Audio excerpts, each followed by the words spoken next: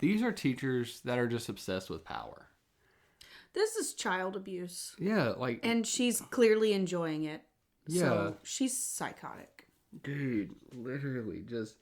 And it's like, yeah, is something wrong? Is something... Mm-hmm. I dare you. Want to say something? I dare you to say something to me about what? it. Hey guys, welcome back to the channel. My name is Matt. I'm a veteran teacher. I'm Alyssa. I'm Matt's wife and a first grade reading teacher. Today we're going to react to Dolores Umbridge.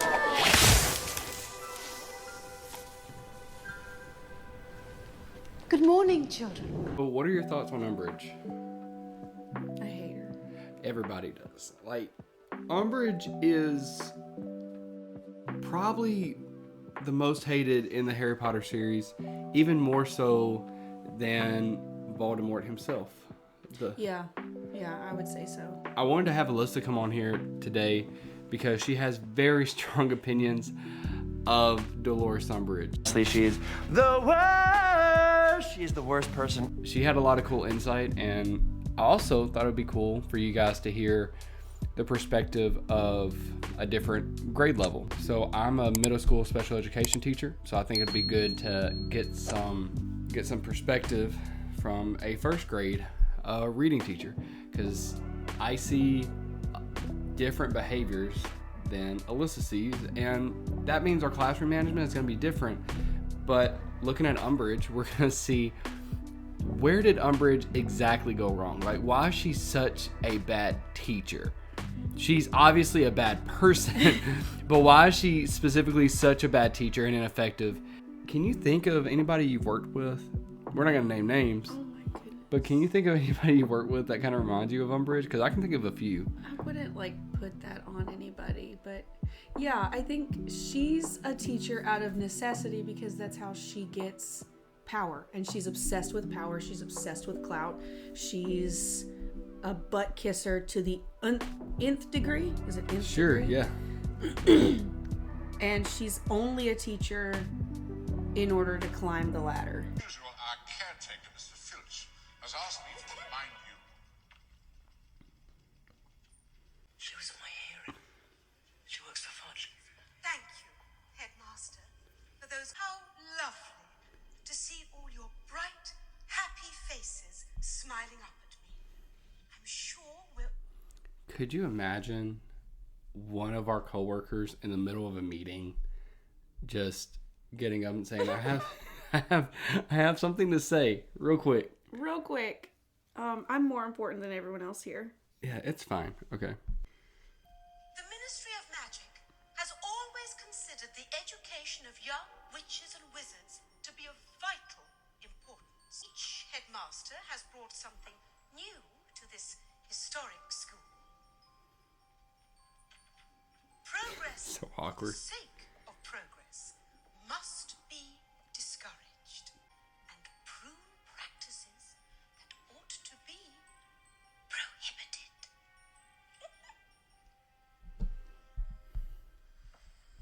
I hate her. I hate her So much. What is it about She's such an unpleasant person. Oh, man.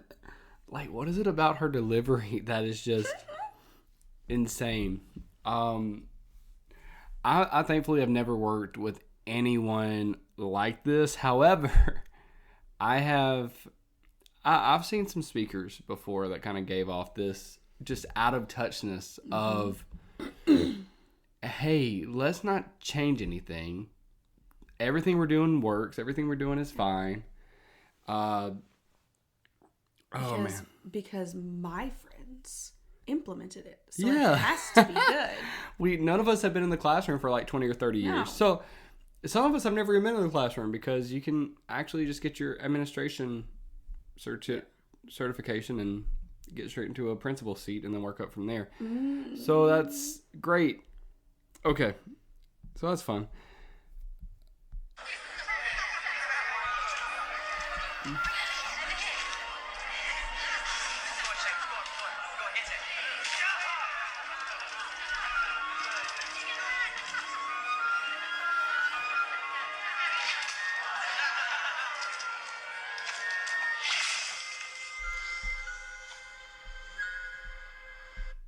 So I've heard some commentary on that scene that says that the bird was sort of a metaphor for their creativity and that curiosity. The joy in their heart. Yeah, the joy in their heart. She killed it. Like there's a curiosity for all kids. Like there's an expectation at the beginning of the school year for all kids, and they actually come into the classroom ready to learn. They're excited about what it's going to look like.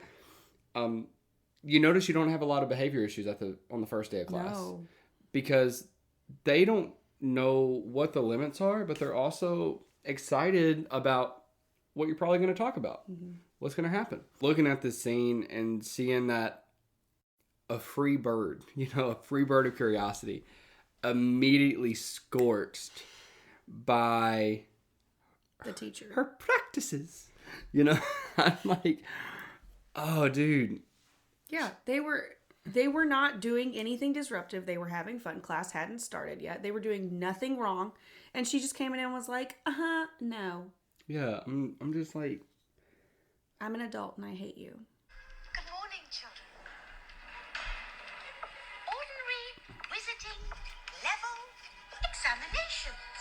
One thing I appreciate about the fifth movie, we get our first glimpse into standardized testing in the wizarding world. That is one thing I appreciate, and it's something that I don't think any teacher likes. I think some teachers, at best, you'll have some teachers that'll say, no, I get it, because you got to be able to test. Yes. Like, that's the best case, but no teacher is like hardcore, I love standardized testing. This is the best thing that was ever invented. I think I was hearing from somebody, and I'll cut it in the video here, if it's true. Somebody was saying that Texas is going to do away with their standardized test. We're going to use so we're going to use our So in Texas, for those watching and don't know, Texas, we actually have a lot of tests. But the two main ones are map testing and STAR testing. And STARs are standardized tests at the end of the year. Map testing is a diagnostic test that we give at the beginning of the year. We have a fall, we have a winter, and we have a spring. Mm-hmm. Again, my suggestion, no one has asked me about my opinion, but I think other teachers share this opinion of, instead of doing the standardized test, we just use the diagnostic test and then give that every quarter and then just see how the student is progressing. Based off what they've learned so far. Mm-hmm. And if we're going to do a test like that. And also, it's not one data point at one time in the year. Right. You have it at multiple different times in the year. And I think that's what Texas is going to do. Again, if I see that article, I'll edit it in the comments. Yeah. But what do you think about standardized testing? Because I know first grade doesn't really do standardized testing yet, right? We did MAP, and they waited until the end of the year to change the format and change the way that we were doing it. We had an entire day to test for math, and we had an entire day to test for reading, and reading was second. And by the time we got to the reading day, which is my scores, my bonus, they were exhausted. And they didn't want to test. And 2 of them finished in 13 minutes. And she mentioned 7, and they're done. Yeah, and she mentioned bonuses. That's another thing that I don't even know, because they do offer bonuses to teachers for the work of their students. Again, I feel kind of icky about it. I do too. Like it's weird, right? Like I because at the end of the day, I can present the information. That's our job as teachers. Yes. On a basic, we present the information. And then whatever happens. I think about, there's a biblical story that talks about the sower and the seed.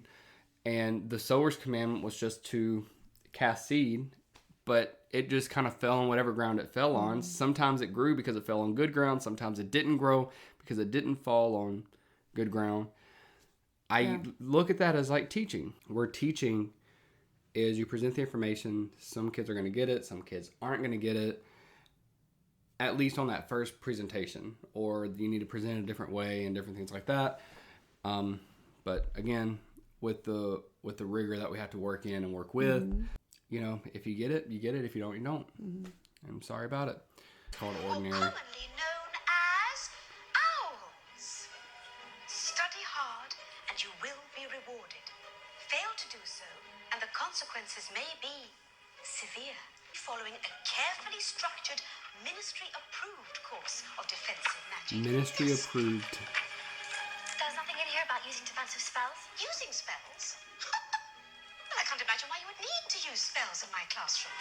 What use is that? If we're going to be attacked, it won't be risk-free. Students will raise their hands when they speak in my class. It is the view of the ministry that a theoretical knowledge will be sufficient to get you through your examinations, which, after all, is what school is all about. She said that's what school is all about. This makes me think of Common Core immediately. Dude. Oh, it's application. And like some Common Core talks about application, but not much. It's so theoretical. Yes, it's the dumb bubbles. The bubbles, man. Yeah, and that's one thing. If you're a teacher that does the bubbles and likes the bubbles, hats off to you. Whenever, like, honestly, we can just agree to disagree. But whenever I have kids coming in and we're talking about multiplication and division, the bubbles take so much time. So much time. And they So- don't have a lot of time to take those tests. And that's what school is all about, is the examinations. At least she says what she thinks. She just puts her philosophy out there. But there are just some teachers who live by this. Like, they teach to the exam. They teach to the state testing. And like we talked about earlier, teachers' bonuses are contingent on how kids perform on the test. So it doesn't incentivize educating kids No. on when, what kids always say, when am I going to use this in real life? When am I going to use this in my day-to-day? Because kids don't like wasting time either. Right. But, and the teacher's like, well, because I said so, or because it's going to be on the exam, and we got to Yes. prep you for the exam. This is what school's all about.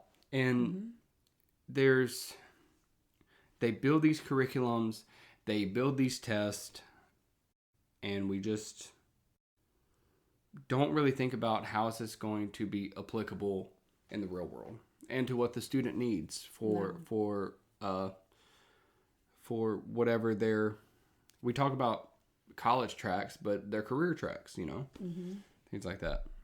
And I appreciate that this is literally defense against the dark arts, but there's going to be no defense against the dark arts. Why would you need to do spells in my classroom? That's insane. About that. There is nothing out there, dear. Who do you imagine wants to attack children like yourself? See, this is... She's gaslighting them. She so is. hard. Like, it's such like, I need... He doesn't exist. This teaching works if everything else is controlled, like in a perfect environment. So we're just going to assume it's a perfect environment. We're going to assume we live in a perfect world where no one wants to attack children. Right. Because then these theories work, right? Yes. Oh, I don't know. Maybe Lord Voldemort. I love Harry.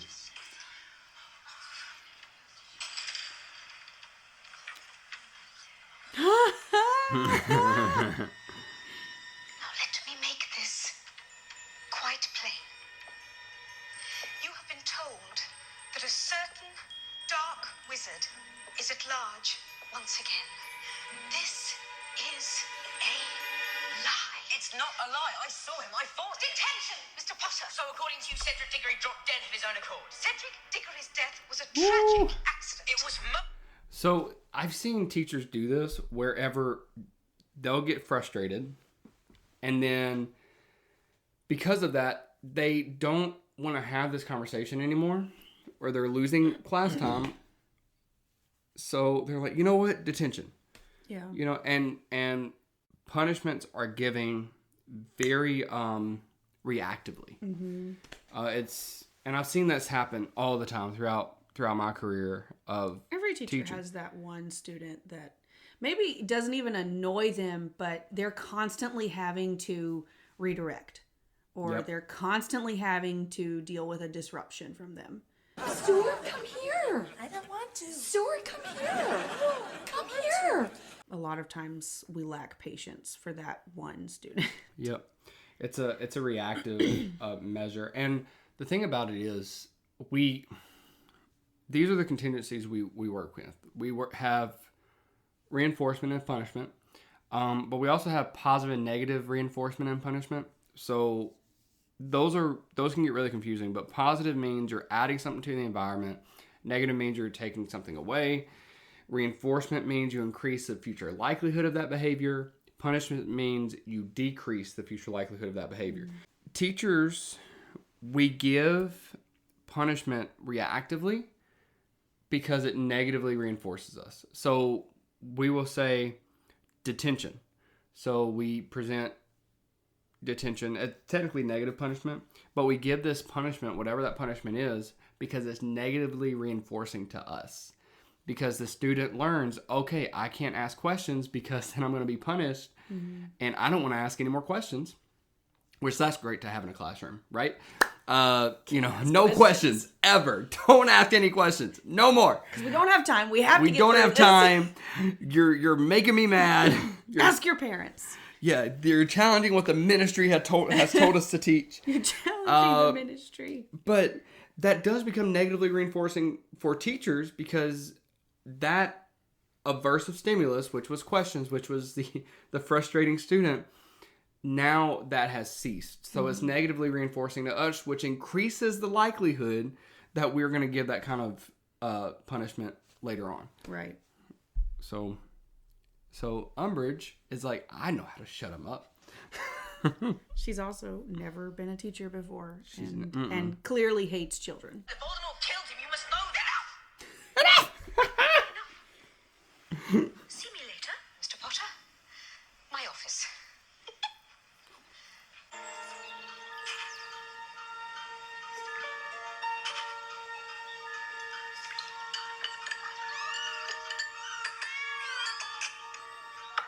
Nothing's happening, but I'm so mad at her. She's so weird.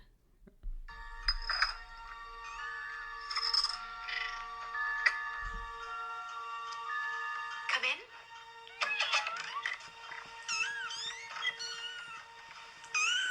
Good evening, Mr. Potter. Sit. Do y'all do teacher detentions? Where the student has to come to the teacher's classroom and sit in detention there? No. Yeah, we do. And it's so boring. They just like literally look at a wall and they eat. You're going to be doing some lines for me today, Mr. Potter. Oh, lines. No, not with your quill. Going to be using a rather special one of mine. You haven't given me any ink. Oh, you won't need any ink.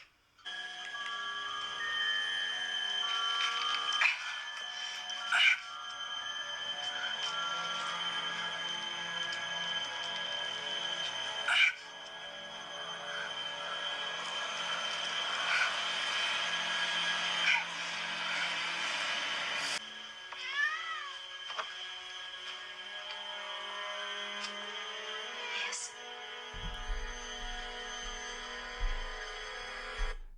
These are teachers that are just obsessed with power. This is child abuse. Yeah, like... And she's clearly enjoying it. Yeah. So she's psychotic. Dude, literally just... And it's like, yeah, is something wrong? Is something... I dare you. Want to say something? I dare you to say something to me about it. What in the world, man?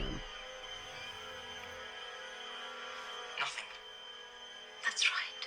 Because you know, deep down, you deserve to be punished.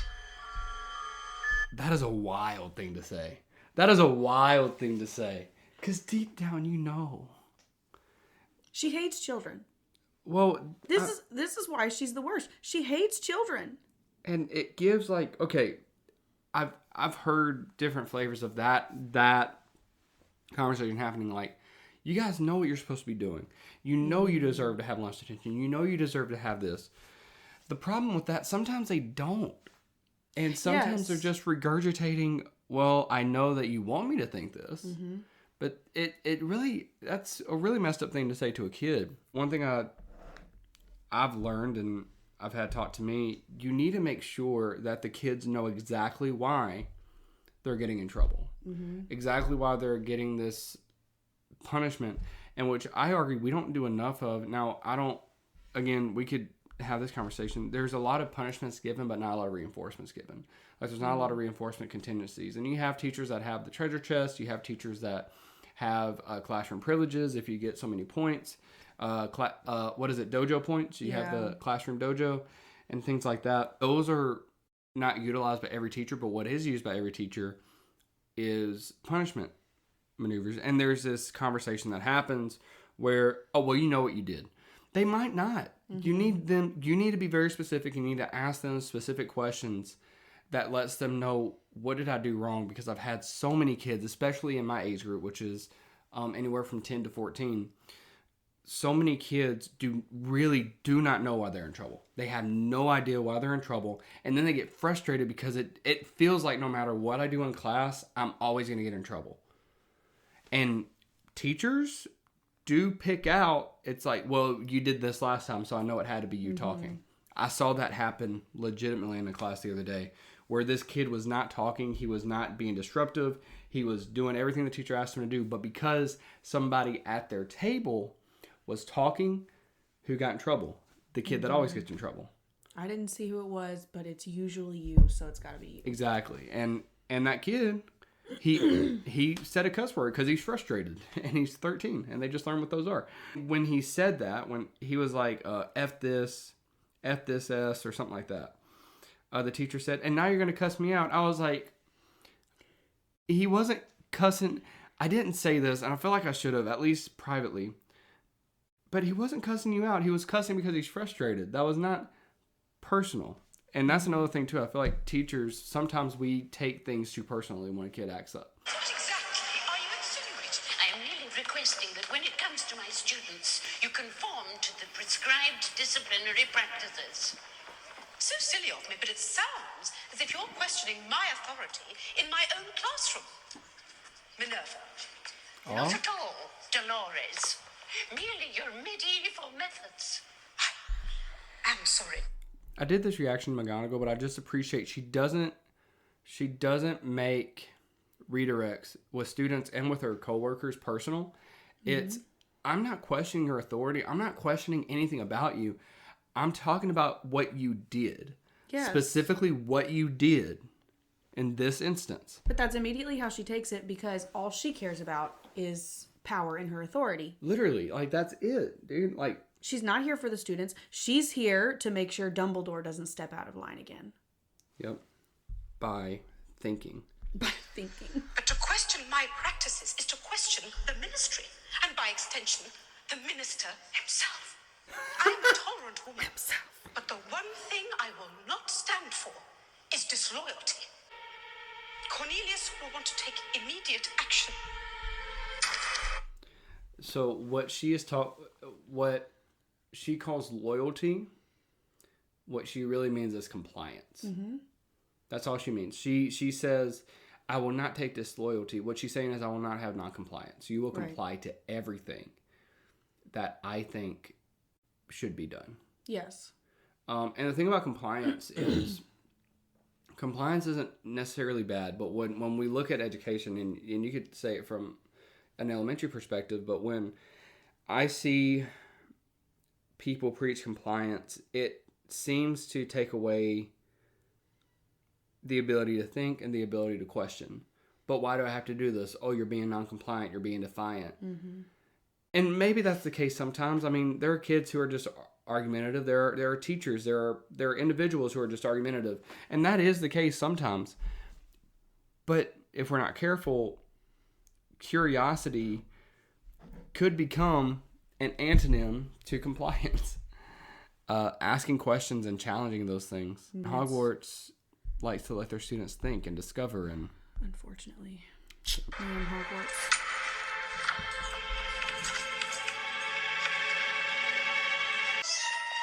To address the seriously falling standards at Hogwarts School.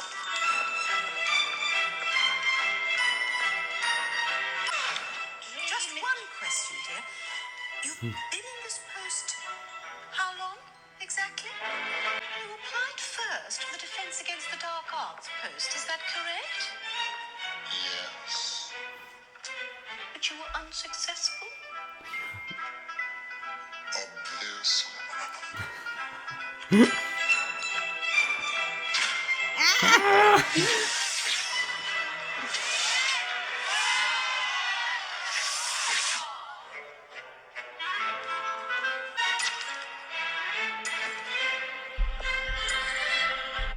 I will say a good use of visuals. You want to have your rules posted so that you don't have to, because that's the idea. Whenever a student, this is actually a really good piece of.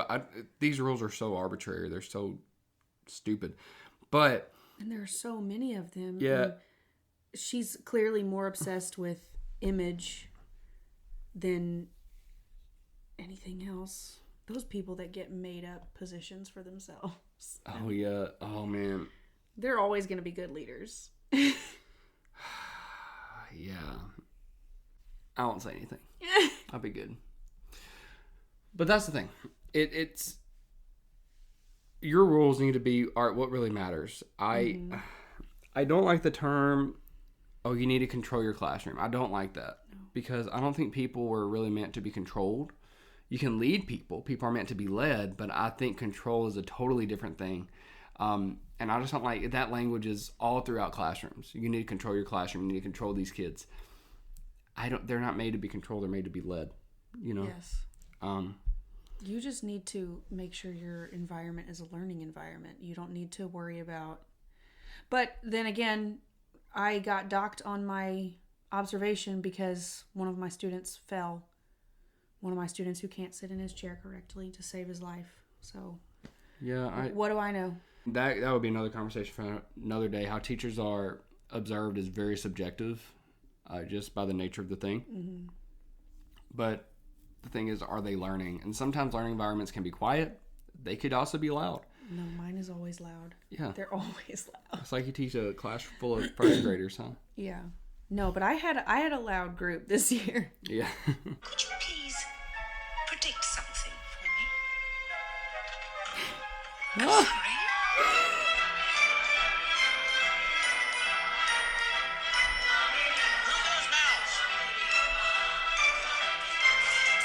Who goes So messed up.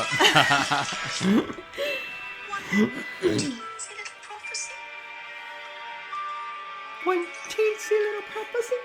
Wait, no, I think I do see something. Your Yes, job I do depended something on it. dark.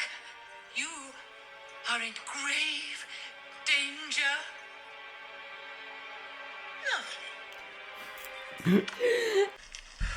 Oh, they're taking their owls. Yeah.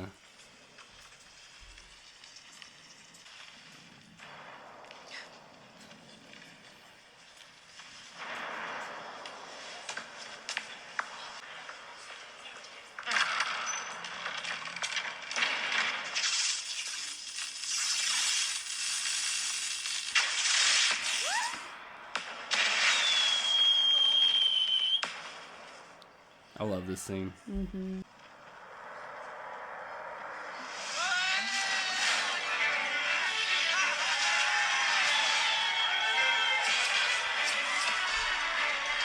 I love this. So it's not clear here, but it was a lot more clear in the books that, well, you're more of a Potterhead than I am. So what is happening that led to this moment? They're quitting school to pursue their magic shop. She kept trying to suppress their creativity and their joy and their happiness and what they wanted to do with the rest of their lives. And so they were like, I'm gonna do it anyway. The other day, if you're gonna quit anything, as long as it doesn't put you in prison or like affect you pretty negatively, get a good story out of it.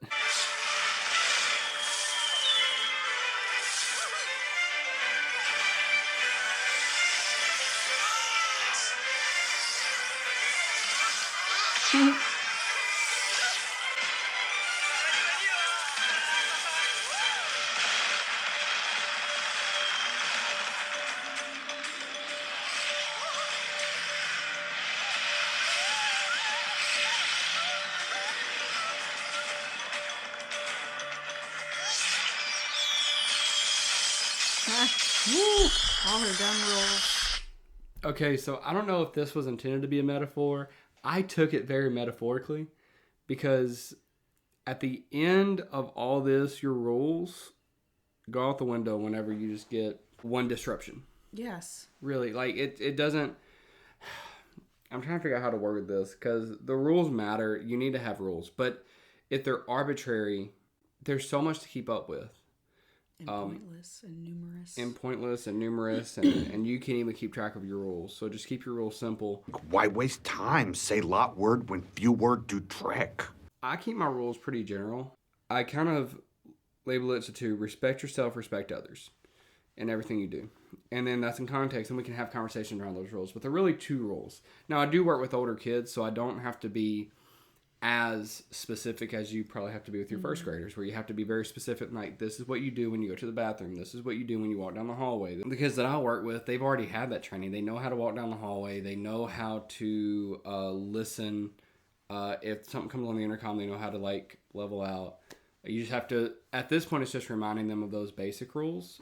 But respect yourself, respect others. It opens up those conversations for the soft skills of how would you feel if somebody did that to you, you know, things like that. The quote that came out to me whenever this happened was, everyone has a plan until they get punched in the mouth. Yeah. You know? Yeah. It's like Princess Leia said to General Iroh, the more you tighten your grip, the more star systems slip through your fingers.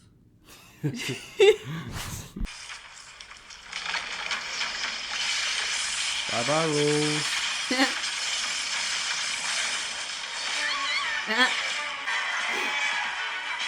Excellent advertising.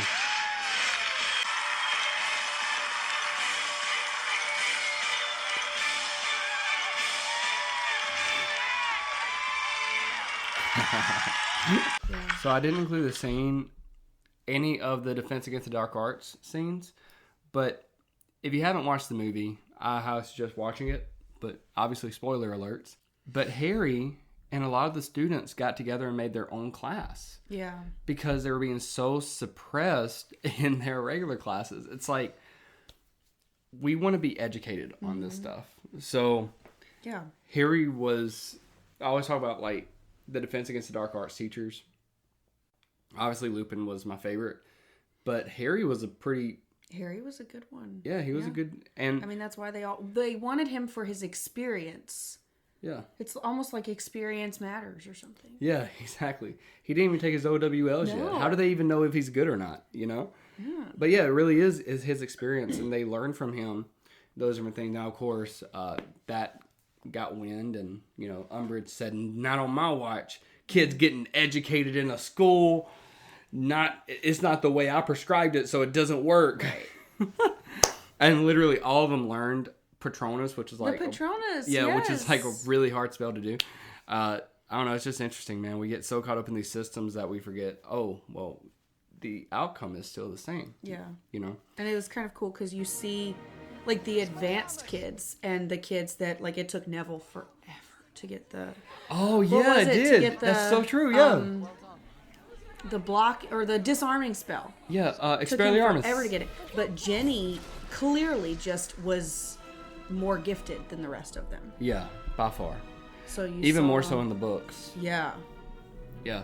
Oh, I never even thought about that, but yeah. And it was also different age groups. It it wasn't same age peers. Yeah. And all the kids were so excited when he finally did it. They were all just like... They were cheering. It was so cool. It was such a cool moment. If you're a teacher and you're trying... I have so many kids of so many different levels. How do I make this work? A good example would be those scenes where Harry is... Yeah. Doing... And Harry... Honestly, we want to talk about classroom management. If kids are in charge of their own learning, or the majority of their learning, your behaviors decrease because they're excited about learning. Yeah. Yeah. One big thing that makes my classroom so loud, and I don't want to say this to say, oh, I'm so great.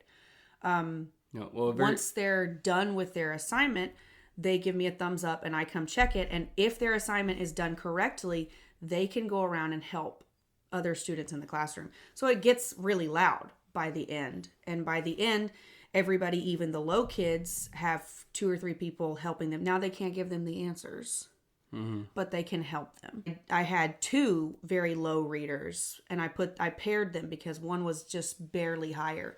And he grew significantly. She grew too, but he grew significantly because he was so busy trying to teach her how to read. I think it's really good because it also reinforces those kids. But how many problem behaviors did you have? Even though it got loud, did you have any problem behaviors? No, Yeah. not when they were doing that. Yeah, so it's really cool. But that's a good note. I didn't put the scene in here, but I just thought that was a really cool thing. But I'm just thankful that Umbridge squashed that, you know, because what could have happened if they kept on doing that?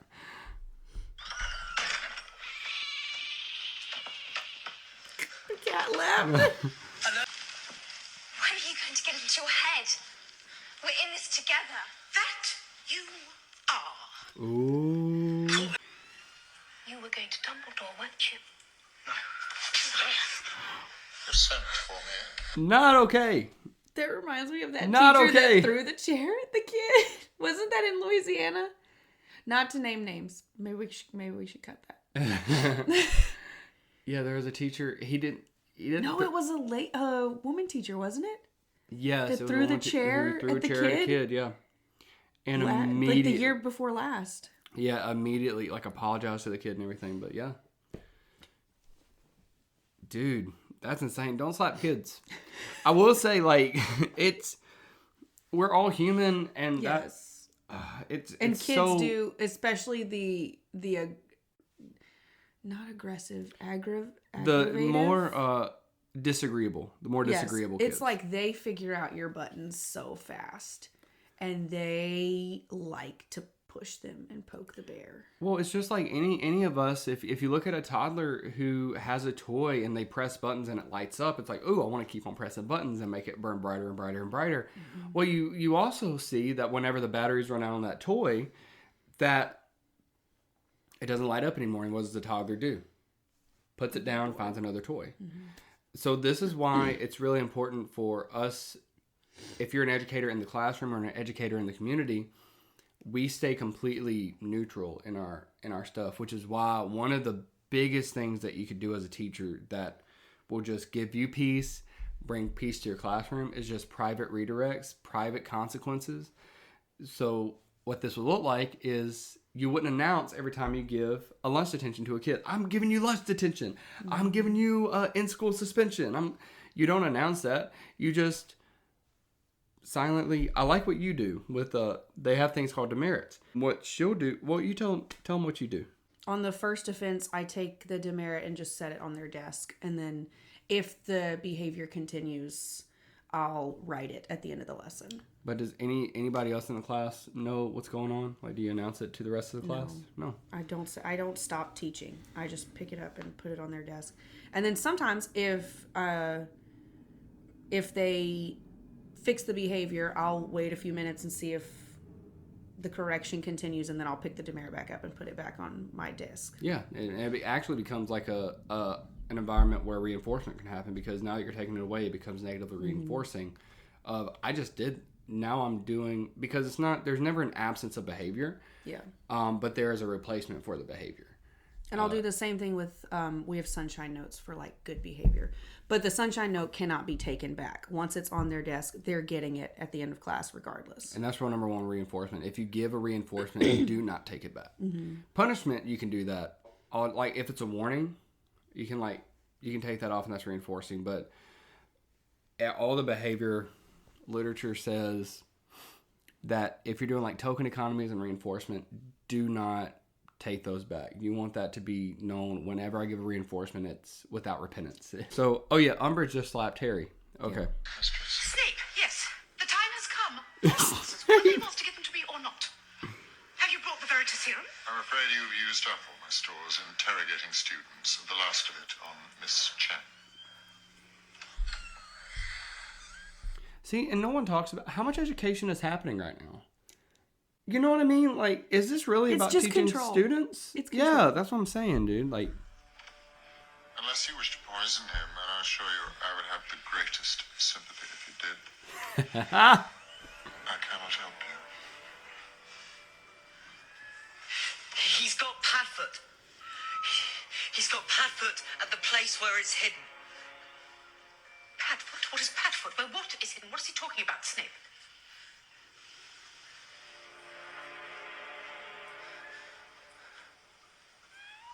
No idea. is an issue of ministry security. You leave me with no alternative. The Cruciatus curse ought to loosen your tongue. It's illegal. But Cornelius doesn't know, won't hurt him. Ah! Those lines are getting blurred. No, she's losing it. Tell her, Harry! Tell me what? Not far. Had to be somewhere students wouldn't find it accidentally.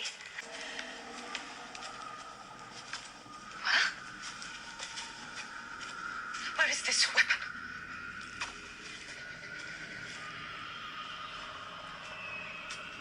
There isn't one, is there?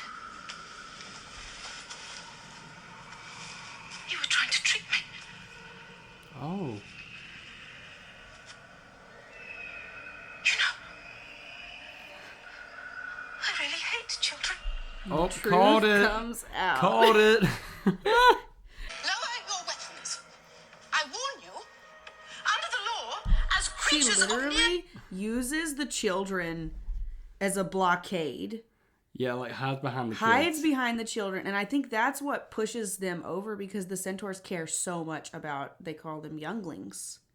They care so, I mean, they literally tell Harry one time, I don't know if it's in the books or in the movies, or if it's in the movies, but it's in the books. They tell Harry one time, we would have killed or sent you away too, driven you out as well, but you're a youngling, so we're going to protect you. But when you grow up, you won't have these luxuries anymore.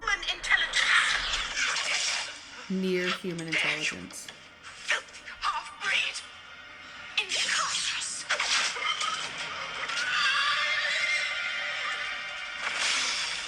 Please stop it! Please! No, enough! I will have order! So people that are this controlling have very little control over their own personal lives and in the world itself. And I think we see that here. Like, she is seeing like she has no control outside of her classroom and outside of the school. He's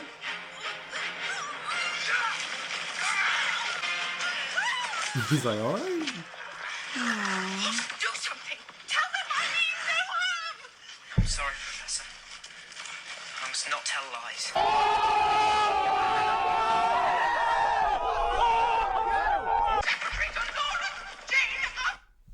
I love it so Sorry, Professor. much. I must not tell lies. Look at you, Professor. You did teach something. she taught a thing. Dolores Umbridge, what would you grade her as a teacher? I would give her an F. I feel like F minus. F minus. What's the lowest thing I can give her? So you get nothing. You lose. Oh yeah, for sure though. Absolute F. Absolutely. This may be the only F you give. Yeah, maybe. I'll have other teach in the Potter universe. Yes, probably, because even Snape, he had a hard exterior, but he did care about the kids. And he was very good at potions. He was really good at potions. Yeah. I'm sorry, but he was good at defense against the dark arts too. But he was very good at potions. Yeah, like he was really, really cool. But yeah, Umbridge that was insane. And what's crazy is if the Ministry of Magic would score, they would probably give her a higher score. And yeah, she would be the highest scoring teacher at the school. Yeah, like. And McGonagall would be the lowest because she hated McGonagall. Man. She would be the one going in and giving observations. For the ministry. Yes, she would. And she would have already graded McGonagall before she goes in. I like to, if you want to see the McGonagall video, I'll tag it at the end of this one. But I did a whole reaction on McGonagall. But Umbridge is like the exact opposite of McGonagall in so many ways. And you can just tell she hates McGonagall. Like she hates McGonagall. What's the bug-eyed professor with Mooney? No, the one that you're in grave danger. Trelawney. She hates Trelawney, but Trelawney's not a threat to her. She hates McGonagall, and she's a threat. Yeah, because McGonagall's like insanely good at her job. Well, guys, so that was our reaction to Umbridge. She is an F- teacher, 0 F, no, because she's not teachable. That's the thing. You can't tell her anything. There's no room for growth. No one can tell her anything unless. And she doesn't want to be a teacher. She hates children. She hates it from her own mouth. Yeah, and if you hate children, don't be a teacher. Easy as that. But if you like this video and want to see other videos like that, go ahead and subscribe. Hit the notification bell so you don't miss any new uploads. Like, comment, share to whoever you think would like this. Teachers who would like to get some insight. And look, it doesn't matter how bad you are at teaching. At least you're not Umbridge, you know? At least you maybe not hate children. Could be worse. And if you are like Umbridge, there's so many different other jobs out there, dude. Like, find a different job. Or if you know someone like Umbridge, I'm sorry. I'm so sorry. But here, come to the channel. This is a safe space. But until then, like, subscribe, and we'll see y'all in the next episode. Thank y'all so much. God bless.